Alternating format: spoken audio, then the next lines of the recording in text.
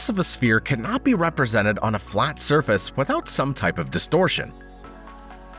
The reality is that there's no perfect map. Some maps maintain distances, others preserve areas, and others focus on preserving shapes. There are also modified projections that don't retain any of these characteristics but aim to minimize distortions as much as possible. The Mercator projection is the most popular in the world. You've probably studied it, and it's also the one used by Google Maps. But why is it used?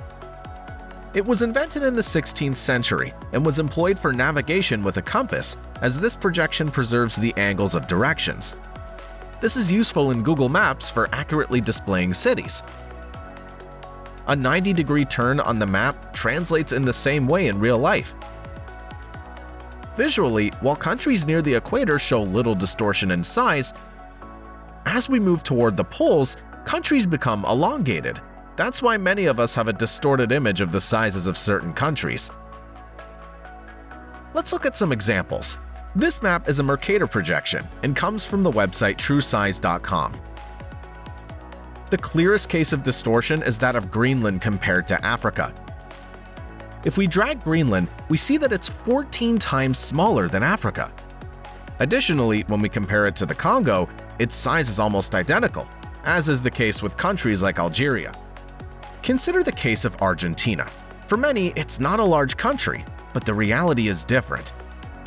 If we place it in Europe, we see that it occupies more than a quarter of the continent, and if we rotate it, it stretches from Portugal to Russia. If we put it in a vertical position, it touches the northern and southern tips of Europe, and if we drag it toward Greenland, we see that it's a little larger. Chile, on the other hand, is a country much longer than we think, to the point that it can break the map. If we place it in Central America, it extends from Colombia to Mexico.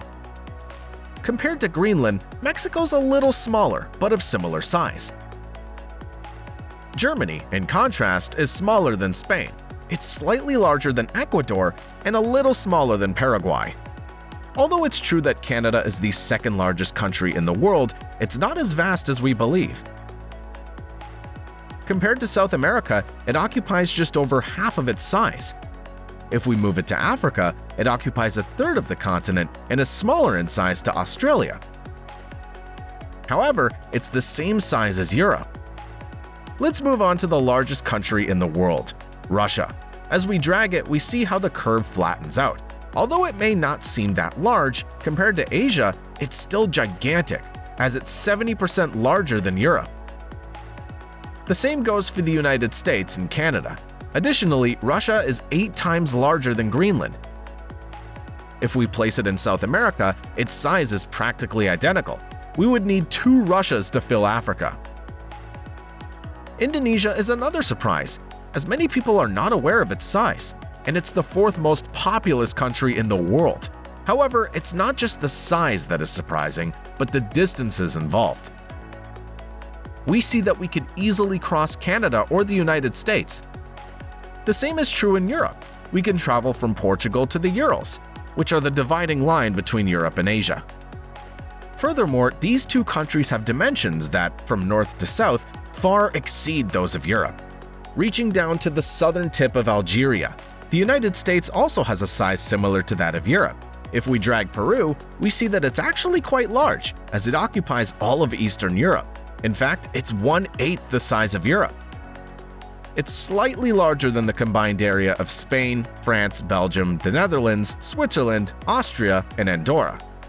Another notable example is Iceland, which, although it seems like a large island, is actually a bit larger than the region of Andalusia in Spain. The Congo, on the other hand, when moved closer to Europe, occupies a quarter of the continent. Belgium, the country that colonized the Congo, is 76 times smaller than it, and its size is comparable to that of countries like Burundi, Rwanda, or Equatorial Guinea. The United Kingdom, which colonized much of Africa, is 125 times smaller than the continent. When we compare islands of similar size, such as New Zealand and Japan, we see extreme differences in population: 68 million British, 5 million New Zealanders, and 126 million Japanese. Let's talk about Colombia. it would occupy 1/9 of Europe and could cover all of France, Germany, Switzerland, Belgium, and the Netherlands. With space to spare. The country that colonized Portugal, the colonizers of Brazil, is even smaller than Guyana or Suriname, and is slightly larger than French Guiana.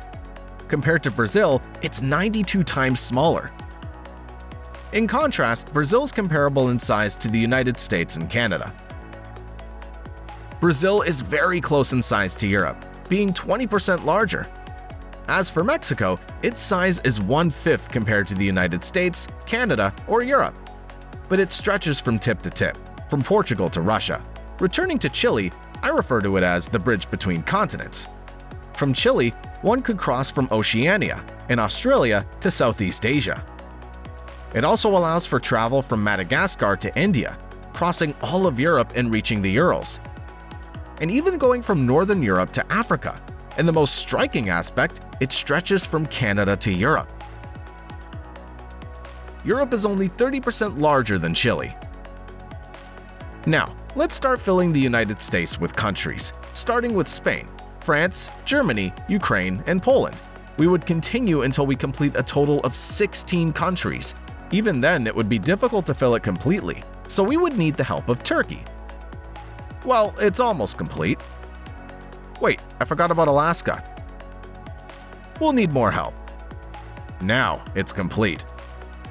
India is also a very large country, occupying 1/3 of Europe. We can even observe the size of Antarctica, which is half the size of Africa and 40% larger than Europe. Its size is similar to that of South America, although it's slightly smaller. If we place it in Russia, it would look like this. Kazakhstan is also a fairly large country that often goes unnoticed. Japan, despite not having a very large area, is extremely long, allowing us to cross several European countries. To appreciate the actual size of Africa, let's fill it with giant countries like the United States, China, and India, as well as smaller countries like Spain, Peru, France, Uruguay, Italy, and Portugal. With this, we would reach a total of 19 countries, and there would still be space left to fill. Finally, I'd like to show the size of Cuba. With its size, we could cover all of Spain, several European countries, and it could easily be considered a Scandinavian country if it weren't for the climate. Well, I think it would be better to place it here.